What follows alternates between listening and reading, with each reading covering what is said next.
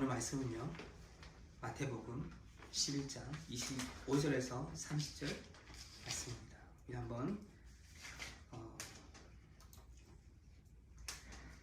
제가 한 절 읽고 제가 여러분이 한 절 읽고 마지막은 같이 시작. 그때 예수께서 대답하여 이르시되 천지의 주제이신 아버지여, 이것을 지혜롭고 슬기 있는 자들에게는 숨기시고 어린 아이들에게는 나타내심을 감사하나이다. 옳소이다. 이렇게 된 것이 아버지의 뜻이 아니이다. 내 아버지께서 모든 것을 내게 주셨으니 아버지 외에는 아들을 아는 자가 없고 아들과 또 아들의 소원대로 계시를 받는 자 외에는 아버지를 아는 자가 없느니라. 수고하고 무거운 짐진 자들아, 다 내게로 오라. 내가 너희를 쉬게 하리라. 나는 마음이 온유하고 겸손하니 나의 멍에를 메고 내게 배우라. 그리하면 너희 마음이 쉼을 얻으리니 이는 내 멍에는 쉽고 내 짐은 가벼움이라 하시니라. 아멘. 아멘. 아멘. 하나님 아버지 감사합니다. 오늘 이 거룩한 주일 우리가 한 자리에 모여 예배할 수 있도록 우리의 발걸음을 인도해 주셔서 감사합니다. 이 시간 우리 모두의 마음문을 열어 주시옵소서. 세상의 염려와 어떤 분주함으로 굳어진 우리의 마음을 깨뜨려 주시고 오직 주님의 세밀한 음성에만 반응하는 부드러운 마음을 허락하여 주시옵소서. 그리고 부족한 정을 이 강단에 세우셨으니 저의 입술을 붙잡아 주시옵소서. 제 개인의 어떤 생각이나 어떤 청중의 귀를 즐겁게 하는 탓된 말이 아니라 오늘 우리 공동체가 반드시 들어야만 하는 주님의 정말 나의 것 그대로의 진리만을 담대하게 선포하게 하옵소서. 아멘. 전하는 자나 듣는 자 모두가 말씀 앞에 깨어지는 시간이 되길 소망하며 우리 살아계신 예수님 이름으로 기도합니다. 아멘. 오늘 함께 나눌 하나님의 말씀은요, 마태복음 11장 25절 30절 말씀으로 지혜자의 교만을 벗고 어린아이의 은혜로 라는 제목으로 말씀입니다.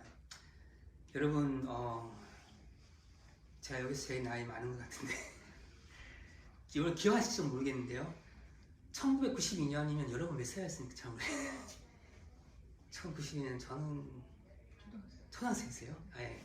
그때 그 바르셀로나 올림픽 마라톤 금메달리스트가 누구였습니까? 양현종. 황영조 선수가 언론 인터뷰에서 이런 고백을 했습니다. 무슨 고백이냐면 마라톤을 뛰다 보면 30km가 넘어가는 순간 30km 그렇다고 해요. 정말 죽고 싶다는 생각밖에 안 든다고 해요. 30km 넘어갑니다. 너무 괴롭고 힘드니까 달리는 내내 제발 달려오는 이런 생각이 들어요. 달려오는 차에 뛰어들어서 다리나 하나 부러져가지고 그만 뛰었으면 좋겠다. 힘들어가지고요. 그런 생각까지 하면서 했는데 당장 주저앉고 싶지만 포기하고 싶지만 머릿속에 나를 바라보고 있는 국민들의 기대와 그 시선 때문에 차마 멈추지 않고 그냥 이를 악물고 끝까지 뛰었다는 거죠. 그런 고백을 했습니다. 여러분, 이 선수의 고백이 단지 엘리트 선수의 스포츠 선수만의 이야기로 들리지는 않는 것 같습니다. 왜냐하면 오늘 다시 이 자리에 앉아있는 우리 여러분들도요, 우리들의 이런 모습이지 않을까 한번 생각해 봤습니다. 우리는 매일 아침 눈을 뜨면서 보이지 않는 그 가슴표에 번호를 차고 세상이라는 그 마라톤 코스로 나가서요, 직장에서 또 사업터에서 가정에서 그리고 그 자녀 양육의 현장에서 내가 정신을 바짝 차지 않으면 무너진다 하면서 내가 이 판을 통제해야 된다는 그런 무거운 중압감을 안고 열심히 뛰지 않습니까? 내 어깨에 위에 앉힌 그런 책임을 내려놓는 순간 그 남들에게 뒤처진다는 생각과 낙오자가 된다는 생각과 그 무능한 사람이라는 그 낙인이 찍힐까봐 그 두려운 마음에 계속 뛰고 있는 거죠. 멈추지 않고요. 그래서 속으로는 영혼이 깨져나가도 지쳐 쓰러지기 직전이면서도 겉으로는 아무렇지 않은 척, 괜찮은 척, 번듯한 모습으로 이를 악물고 버티고 있지 않습니까? 우리 그렇지 않습니까? 오죽하면 그 황영조 선수의 고백처럼요, 차라리 무슨 일이라 생겨갖고 이 삶을 잠시만이라도 강제로 멈췄으면 좋겠다. 비명을 속으로 지르고 계시지는 혹시 않는지요? 우리 가운데. 근데 더 심각한 문제가 뭐냐면, 사실 이건 모든 세상 사람들이 심각한 문제가 뭐냐면, 우리 그리스도인들이 세상에서 그런 삶의 라이프 스타일을 그런 그런 모습을 교회까지 들어와서 우리 신앙생활에 들어와서 그런 자세와 행동들을 하고 있다는 사실이에요. 우리 신앙생활조차 나의 열심, 나의 의지, 내 공로로 하나님을 만족시키려 들으려 하는 세상에 너무나 그런 삶에 젖어 있다 보니까요. 이 신앙생활까지 그렇게 하려는 사람들이 있는 거예요. 그 하나님이 어떤 또 다른 하나의 영적인 마라톤으로 생각하는 것이죠. 내가 무언가를 많이 알고 내가 남들보다 더 열심히 봉사하고 내가 내 힘으로 무언가를 증명해내야 하나님께 인정받는다고 생각하는 거죠. 착각하는 거죠. 세상에서 어떤 무거운 짐을 덜어내기는커녕 어떤 종교적인 열심이 생기는 겁니다. 또 하나의 무거운 짐을 스스로 어깨 위에 가져가고 있는 것이죠. 오늘 본문에서요, 예수님은 바로 그 미친 듯이 달리다 지쳐 쓰러진 직전인 그 사람들에게 스스로의 지혜와 열심히 하는 무거운 짐에 눌려 죽어가고 있는 사람들 향해서 세상 어디에서 들어본 적이 없는 그런 다른 선언을 하고 계십니다. 오늘 주님이 선포하시는 그 진리가 무엇인지, 우리가 누르고 있는 이 무거운 짐이 어떻게 벗겨지는지 오늘 본문의 말씀으로 함께 들어봤으면 좋겠습니다. 자, 오늘 25절 상반부를 보면요, 예수님이 감사 기도로 시작합니다. 감사 기도로 시작합니다. 근데 조금 이해하기 어려운 장면입니다. 25절을 보면은 주님이 언제 이 기도를 시작했습니까? 그때에 예수님께서 대답하여 이르시되 천재의 주인이신 아버지여, 이것을 지혜롭고 슬기 있는 자들에게 숨기시고 어린아이에게 나타나신 감사하나이다. 감사합니다. 근데 그때가 도대체 언제입니까? 자, 그때는 바로 지난주 설교 내용이죠. 그렇죠? 바로 직전 구절인 마태복음 11장 20절에서 24절을 보면요, 예수님은 고라신, 벳세다, 가버나움 같은 도시를 향해서 엄청난 책망과 화를 선포하셨습니다. 예수님이 그곳에서 그 세 도시에서 가장 많은 기적과 표적을 행하셨음에도 불구하고 그 도시에 있는 사람들은 끝까지 말씀을 듣지 않고 회개하지 않고 예수님을 거부했기 때문입니다. 그래서 예수님 뭐라고 했습니까? 예수님 심판 날에 너네들은 내가 더 중한, 더 많은 책임을 물을 것이라고 경고했습니다. 여러분, 지금 사실 제가 금요일에도 얘기했지만 지금 영적인 가버나움이 이 미국 땅에 우리는 살고 있는 거예요. 언제든지 마음만 먹으면 예배 드릴 수 있는 곳이고 성경을 볼 수가 있고 24/7, 그렇죠? 영적인 리소스가 everywhere 있지 않습니까? 엄청난 축복이자 특권입니다. 하지만 기독교에는 이런 말이 있어요. Responsibility always follows privilege. 권리와 특권이 항상 책임이 난다는 말이 있습니다. 여러분, 우리가 영적 가버나움에 살면서 엄청난 특권을 누리고 있다면 심판날에 주님이 물으실 겁니다. 너네들은 미국에 살았기 때문에 책임 또한 막중할 것이라는 사실을 우리가 알아야 된다는 것이죠. 그럼에도 미국은 아니죠. 자유적이 한국도 포함되고요. 그럼에도 우리가 주님을 닮아가는커녕 세상의 급류에 휩싸여 살아가고 있다면요, 그리고 더 안타까운 건 그것조차 깨닫지 못하고 있다면은 It's a red flag이라는 거죠. 영적인 비상신호라는 겁니다. 우리는 정신을 똑바로 차리고 영적으로 깨어나야 하는 거죠. 그냥 멍하게 이리저리 휩쓸리다가요, 진리도 발견하지 못하고 안타깝게 살아버린 채 주님을 만나게 되는 거예요. Too late 된 거죠. 그래서 제가 한번 다시 상기시켜주고 한번 말씀드린 것이고요. 다 본문 들어와서 이때에 예수님이 감사기도를 드린 겁니다. 이해가 되십니까? 예수님은 화해스 진정하고 근거한 다음에 감사기도를 드린 겁니다. 인간적으로 보면요, 예수님의 사역은 인간적인 눈에는요, 그 세 도시의 예수님의 사역은 실패자였습니다. 열심히 했지만 결과가 없었습니다. 실패였죠. 근데 왜 예수님이 감사기도를 드렸을까요? 사역이 망해서 감사한다는 그게 아닙니다. 하나님이 이 말씀을 보시면요, 하나님이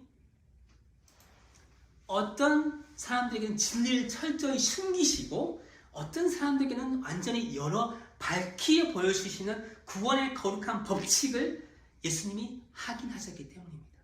도대체 하나님은 누구에게 진리를 가르치셨고 누구에게 열어주셨습니까? 그리고 그 감춰진 진리는 무엇입니까? 우리 이 본문 상반부는 이 질문들에 세 가지로 답을 해보면서 주님 음성을 들으면 좋겠는데요. 첫째, 지혜롭고 슬기 있는 자들에게는 진리가 숨겨지는 거예요. 지혜롭고 슬기 있는 자에게 왜 진리가 숨겨질까? 자, 누가 지혜롭고 슬기로운 자들입니까? 바로 1세기 그 당시에 바리새인과 서기관 같은 종교 엘리트들을 얘기합니다. 이들은요, 수십 년간 성경을 연구했고 수백 개의 율법 조항을 지키면서 나는 거룩하다, 내가 잘 알고 있다 라고 자부했던 자들이에요.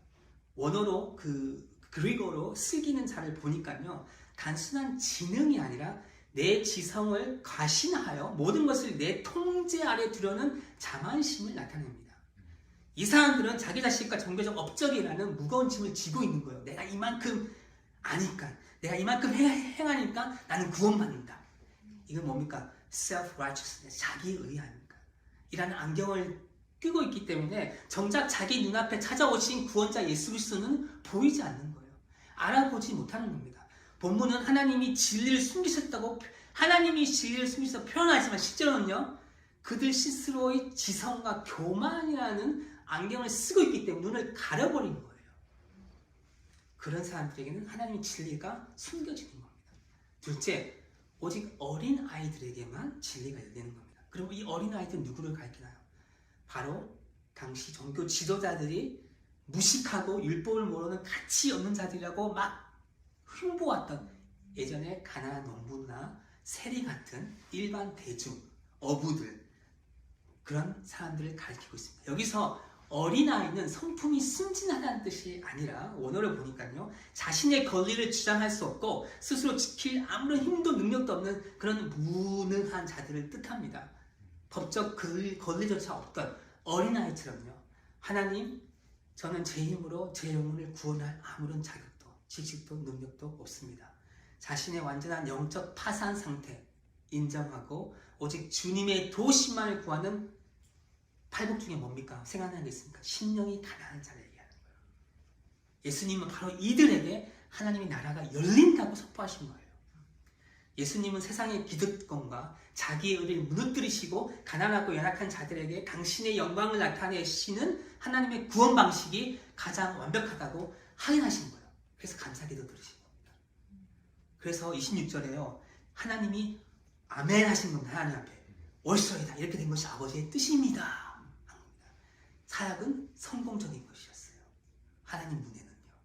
우리 눈에는 열매가 없었지만, 그렇죠? 온 마음으로 아멘하며 기뻐하신 거예요, 예수님이요. 셋째, 감추어진 그것은 오직 아들을 통해서 받는 계시라는 거죠. 27절을 잘 보시죠. 이분이 잘 이해해야 되는데요. 내 아버지께서 모든 것을 내게 주셨으니 아버지 외에는 아들을 아는 자가 없고 아들과 또 아들의 소원대로 계시를 받는 자 외에는 아버지를 아는 자가 없느니라. 하나님을 아는 진리는 아무리 머리를 연구해서 도달하는 학문이 아니에요. 종교적 공로를 쌓아갖고 하는 그 자격증도 아니고요. 하나님을 아는 것은 어떻게 간다고? 오직 아들의 소원대로 받게 되는 계시를 통해서만 가능하다. 계시는 원어로 보니까 베일을 벗겨서 보여준다는 뜻인데, 덮여있던 베일을 예수님이 직접 벗겨주셔야만 비로소 하나님의 진리가 보이기 시작하는 겁니다. 예수님은 어떤 자들에게 이 베일을 벗겨주지 원하십니까? 자기 힘으로 하나님께 올라가려는 교만한 지혜자들이 아닙니다. 자신이 영적으로 파산했음을 인정하고 겸손히 은혜를 갈망하는 어린아이들과 같은 자들입니다. 하나님은 모두에게 진리를 열어주셨어요, 여러분. 근데 어떤 사람들은 어린아 같은 사람들이 있고, 어떤 사람들은 그런 여기서 말하는 지혜로운 자들이 있죠. 슬기로운 자들이 있겠죠.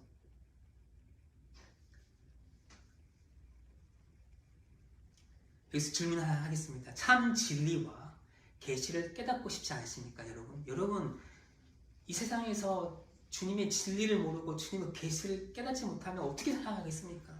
우리는 강론이 필요하지 않습니까? 특별히 이 마지막 세대 때 말이죠. 여러분 다 원하지 않습니까? 진짜 그리스도인이라면 누구나 진리를 알고 싶어 해야 하고 진리에 대한 갈망이 있어야 되는 거죠. 알아야 하는 거죠. 그렇다면 여러분 지금 진리를 받을 준비가 되어 있습니까? 하나님 앞에서 어떤 모습으로 지금 서 계시고 앉아 계십니까? 혹여나 내가 교회 다니는 찬밥이 얼마인데, 내가 성경을 이만큼 알고 직분이 이건데, 내가 헌금하고 봉사하는데 하면서 자기의 의의가 self-righteousness가 가득한 태도로 하나님을 대하고 계시지는 않습니까? 그렇다면요, 여러분은 평생을, 제가 장담하건대 그런 마인드 사시면요, 여러분 평생 영적인 석영이 될 것이고 영적인 기모리가 될 겁니다. 진리가 절대 보이지 않는 거예요, 여러분한테. 이런 분들의 공통점은 뭐냐면요, 자기 힘으로 신앙생활 하려고 한다는 겁니다. 스스로 무언가를 증명하려고 하니까요, 신앙생활의 기쁨이 아닌 거예요. 힘든 겁니다. 무거운 짐이 되는 거예요. 내 힘으로 하나님을 만족시켜 드리려 하고 착각하니까 마음속에 늘 불안함과 피로감이 가득한 거예요. 사역을 함에 있어서 기쁨이 없는 겁니다. 맨날 짜증나고 힘든 거예요. 예수님 오늘 단호하게 말씀하십니다. 여러분이 가진 세상의 지식, 신앙의 경력, 스스로의 의로움을 내려놓지 않는 한 하나님 나라의 참된 안식과 계시는 여러분의 영혼에 절대로 열리지 않는 겁니다. 우리가 주님 앞에서 가져야 유일한 자격은 이거 하나밖에 없습니다. 하나님, 저는 어린아이입니다. 심령이 가난한 자로서요, 그렇죠? 제 힘으로는 다 한 걸음도 바르게 걸어갈 수 없는 영적인 파산자입니다. 이런 정직한 고백이 터져 나올 때 비로소 우리의 눈을 가리고 있던 무거운 베일이 벗겨지고 진리가 보이기 시작하는 거예요. 말씀 계속 보겠습니다. 28절을 보십시오. 이 말씀 성경 전체를 통틀어 가장 아름답고 정말 눈물겨운 예수님의 초점의 말씀이 선포되는데요. 수고하고 무거운 짐진 자들아, 다 내게로 오라. 내가 너희를 쉬게 하리라. 이 말씀이 저에게도 굉장히 위로가 됩니다. 그래도 예수님은 지금 누구를 부르고 계십니까? 바로 수고하고 무거운 짐진 자들이에요. 여러분, 수고하고 무거운 짐진 자들을 부르고 계십니다. 여기서 이거 단어를 잘 보면요, 수고하다는 단어의 그 원어의 문법 보니까요, 능동태예요. 여러분 아시죠? 능동태는 뭐냐면 스스로 하는 거죠. 그래서 이 수고하는 자들은 누구냐? 어떤 세상의 성공과 사람들의 어떤 인정받기 위해서, 자기를 증명하기 위해서 스스로 막 미친듯이 노력하다가 지쳐버린 자들을 얘기하는 거예요. 예수님이 그 수고한 자들을 부르고 계십니다. 도입부에서 제가 말씀드린 것처럼 멈추면 내가 낙오자가 될까봐 이를 악물고 달리는 그런 마라톤 선수처럼요, 그런 자들을 부르고 계십니다. 그런 영적인 상태의 자들을 수고한 자들을 부르고 계신 거죠. 반면에 무거운 짐을 졌다는 문법상 수동태예요. passive voice, passive입니다. 그래서 이건 뭐냐면 어떤 내가 아닌 타인이나 어떤 환경이나, 교회로 얘기하면 종교적인 시스템에 의해서 강제로 어깨에 얹혀진 무게를 얘기하는 거예요. 1세기 당시 바리새인과 서기관들이요, 어떻게 했냐면 율법의 세부 조항을 수백 개나 만들어가지고 대중들에게 어깨, 야 이것도 해라, 저것도 해라, 저거 하면 막 do list, do not list 막 해가지고 막 강요한 거예요. 짐을 들어주기는커녕 종교적인 중압감을 사람들한테 막 누른 거죠. 사실 오늘 사는 우리도 마찬가지 아닙니까?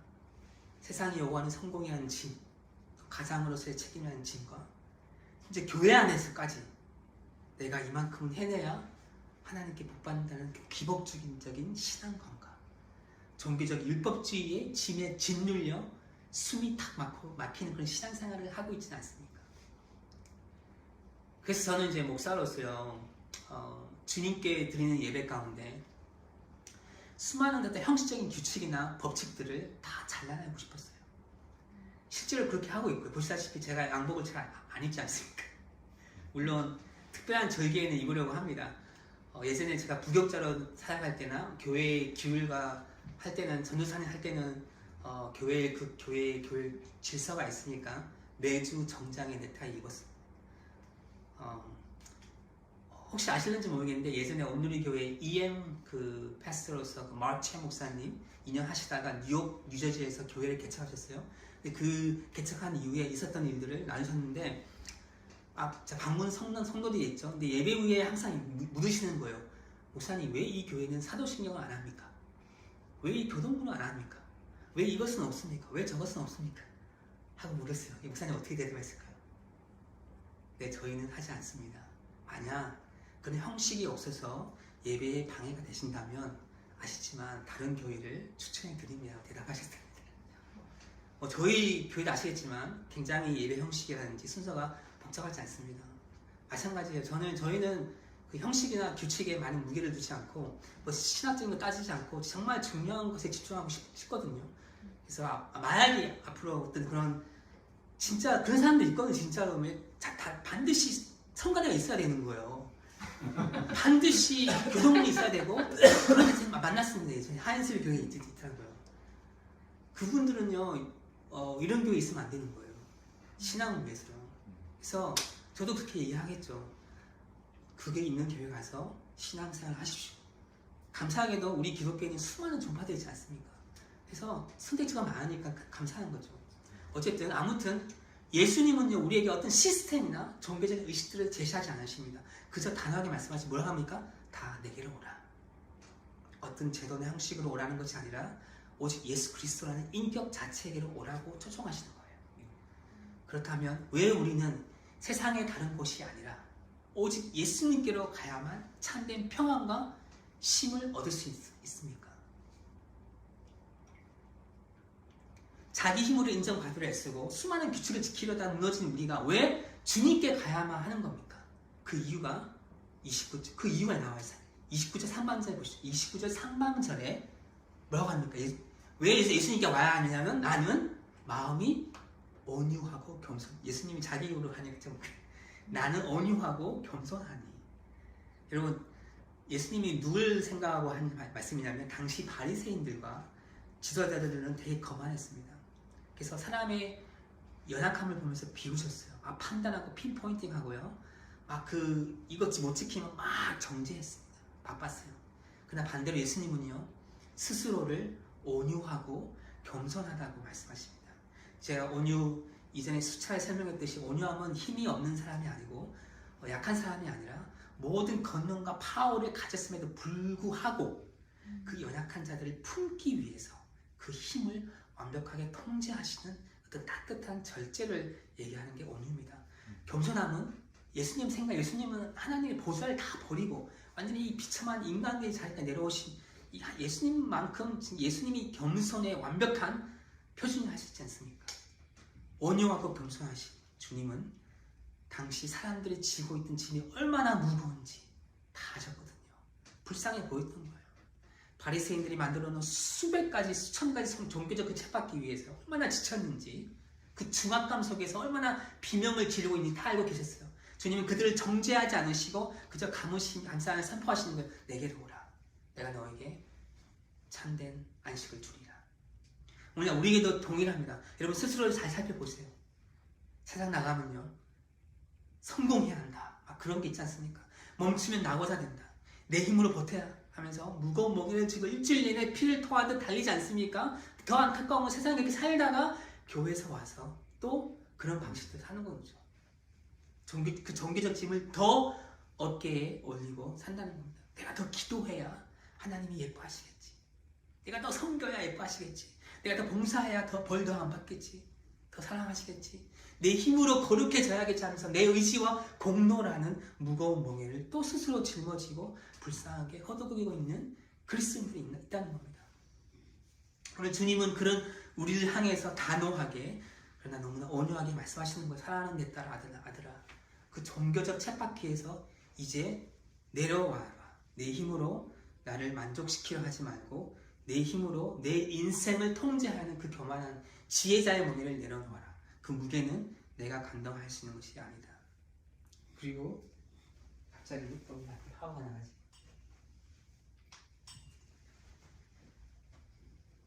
29절 후반부에 이렇게 말씀하십니다. 나의 멍에를 메고 그리하면 너희 마음이 쉼을 얻으리니 이는 내 멍에는 쉽고 내 짐은 가벼움이라. 여러분 쉬게 해주겠다 해놓고서는요 내 멍에를 메라고 합니다. Does that make sense?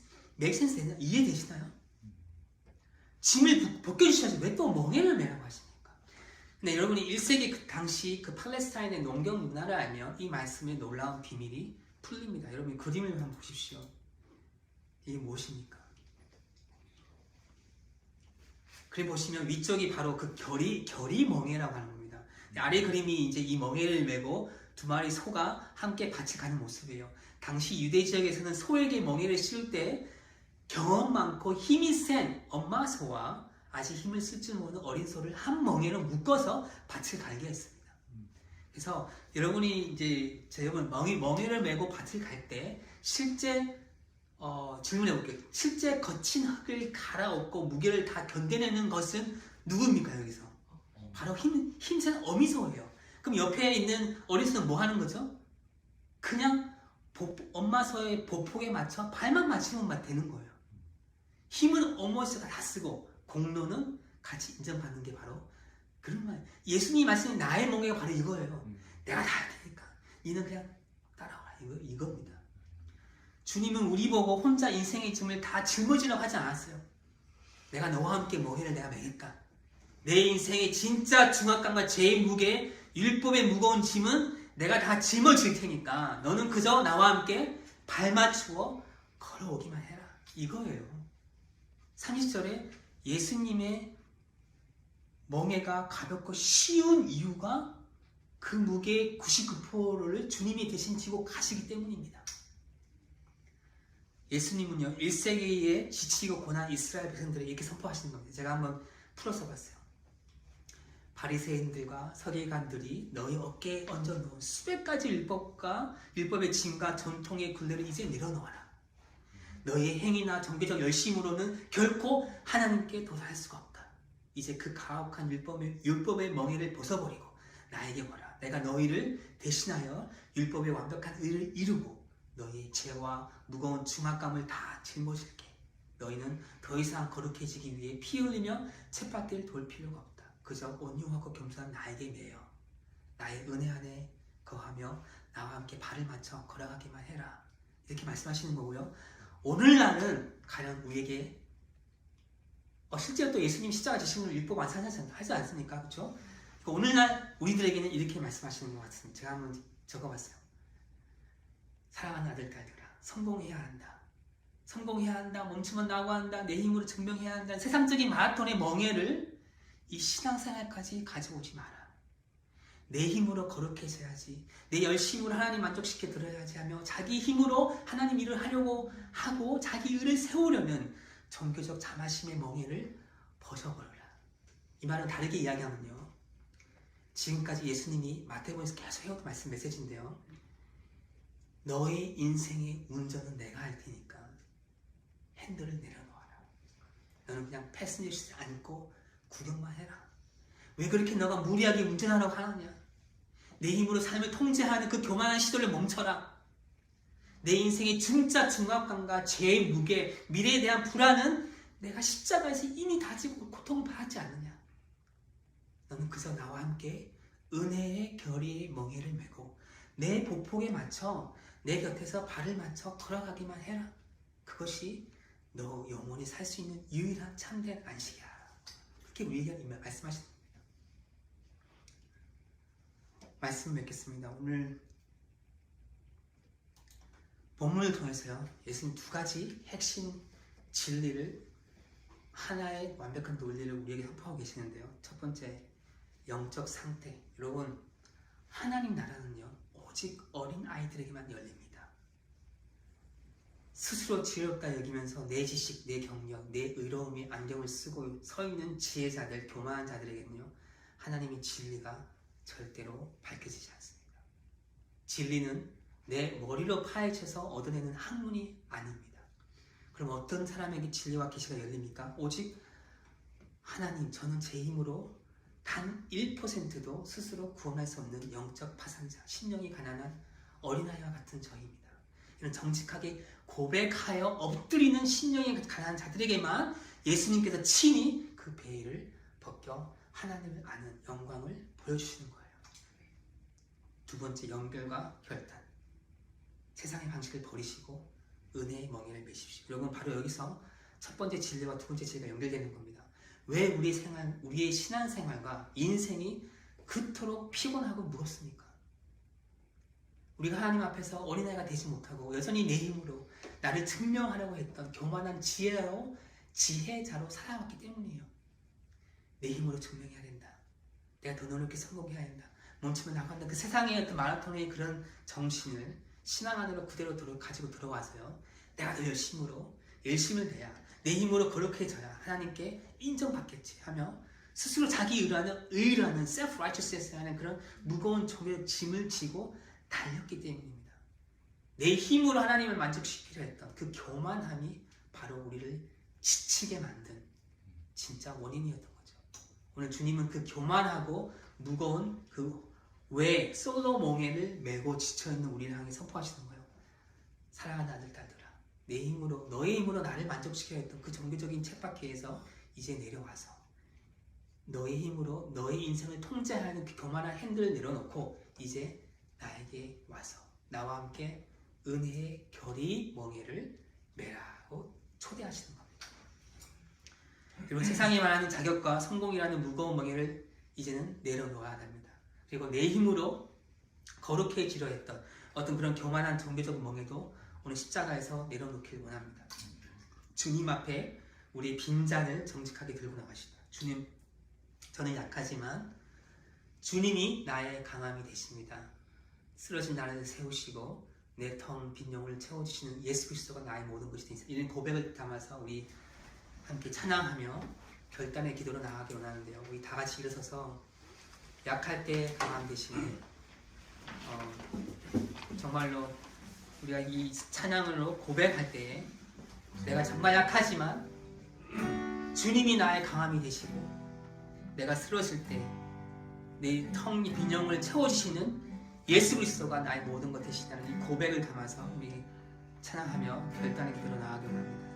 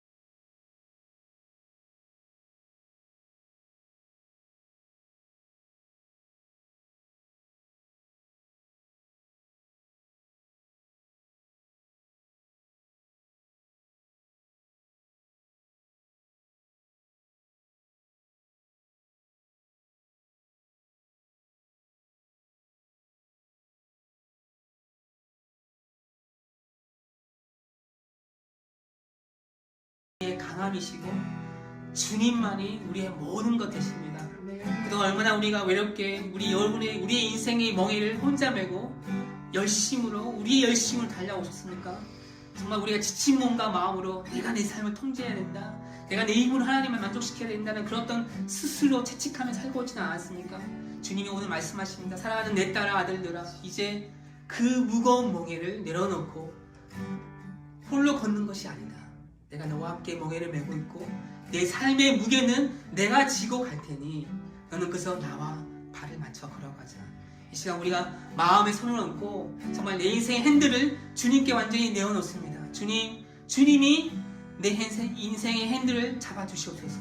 주님이 내 인생을 운전하여 주시옵소서. 주님, 저는 스스로 설 수 없는, 한 걸음도 갈 수 없는 어린아이와 같은 사람을 고백합니다. 내 힘으로 살려했던 모든 교만을 이 시간 회개하오니 주님이 내밀으시는 은혜의 멍에 안으로 제가 들어가기를 원합니다. 내 영혼에 참된 안식을 허락하여 주시옵소서. 이거 고백을 다 주님의 이름을 크게 한번 부르고 통성으로 기도하시겠습니다. 주여! 아버지 하나님, 이 시간 기도합니다. 주님 함께하여 주시옵소서. 아버지 하나님, 우리가 참으로 고백합니다. 아버지 하나님, 참으로 행실을 도와주시옵소서. 아버지 역사를 주시고 하나님, 우리가 스스로 하기 원하니 주님의 말씀도 도와주시옵소서. 아버지 역사를 주시옵소서. 기도합니다. 하나님 역사를 주시옵소서. 아버지, 우리의 교만함을 역사해 주시옵소서. 하나님, Lord Jesus, have mercy on us. 하나님, 우리의 모든 교만함과 죄를 당하여 주시고 하나님, let the Lord Holy Spirit take the will of our life, Lord Jesus. Choose to let you drive our life, the kingdom of God, Lord Jesus. 하나님, the Christ, Lord, that we can glorify you in everything we do, in everything we say, in everything we think. 주님 함께하여 주시옵소서. 주여 말씀 도와주시고 역사하여 주시옵소서. 기도합니다. 아버지의 말씀 도와주시고 역사하여 주시고 이 말씀 도와주시고 하나님의 말씀 함께 기도하오니 주님의 말씀 도와주시고 우리 열심히 살고 우리 열심히 하니 하나님 그 은혜의 멍에를 메가시고 주님이 향할 수 있을 말씀 도와주시옵소서. 아버지의 말씀 도와주시고 역사해 주시고 그 말씀 도와주시고 기도하오니 주님 은혜를 다하여 주시옵소서. 아버지의 말씀 도와주시고 말씀 도와주시옵소서. 주여 하는 말씀 도와주시옵소서. 사랑과 은혜가 풍성하신 하나님 아버지, 오늘 주님의 말씀을 통해 정말 세상에 미친 듯한 마라톤 쳇바퀴 속에서 그리고 내 힘과 의지로 하나님을 만족시키려 했던 그의 교만함과 어떤 무거운 종교적 멍에 아래서 허덕이던 우리의 지친 모습을 정직하게 바라보게 하시니 감사합니다. 아멘. 하나님, 우리는 스스로 지혜롭다 착각하면서 내 인생의 핸들을 놓지 않으려 했던 불쌍한 지혜자였습니다. 내가 이만큼 기도해야, 내가 이만큼 애써야 사랑받을 수 있다는 그런 공로주의의 무거운 짐을 지고 피 흘리며 달렸던 무지한 자들이었음을 고백합니다. 오 주님, 이 시간 주님 앞에 우리의 교만함과 무능함을 고백하며 정말 어린아이와 같은 심령으로 엎드리오니 하나님 불쌍히 여겨 주시옵소서. 아멘. 영적으로 파산한 우리를 긍휼히 여겨 주시옵소서. 오늘 우리를 부르시는 예수님의 온유하고 겸손한 음성에 순종하기를 원합니다. 내 힘으로 인생을 통제하려고 했던 교만의 멍에를 이 시간 십자가 앞에 다 내려놓습니다. 아멘. 이제 내 힘을 빼고 나를 대신해 십자가의 모든 짐을 지신 주님이 내밀으시는 은혜의 결의 멍에 안으로 이제 들어갑니다. 주님이 이끄시는 대로 주님의 복에 맞춰 주님과 발을 맞춰 걸어가는 거룩한 안식의 삶이 시작되게 하여 주시옵소서. 아멘. 사랑하는 우리 성도님들의 지친 어깨와 깨어진 심령 위에 세상이 줄 수 없는 하늘의 평안과 참된 안식을 가득 채워주시길 믿사오며 우리를 이 완벽한 심으로 초청하시는 우리 주 예수 그리스도의 이름으로 감사하며 기도드립니다. 아멘. 지금은 길과 진리요 생명이신 우리 예수 그리스도의 은혜와 세상을 이처럼 사랑하사 독생자를 주신 하나님 아버지의 지극하신 사랑하심과 성령의 감화감동하심과 새롭게 하시니 오늘 말씀 듣고 자신의 교만과 짐을 내려놓고 주님이 주시는 은혜의 멍에를 메고 참된 안식을 누리는 삶을 살기 원하는 오늘 방문한 우리 지사님들과 또 사문학 깊은 교회 성도님들과 가족과 경영하는 생업 위에 지금부터 영원토록 함께 있을지어다. 아멘.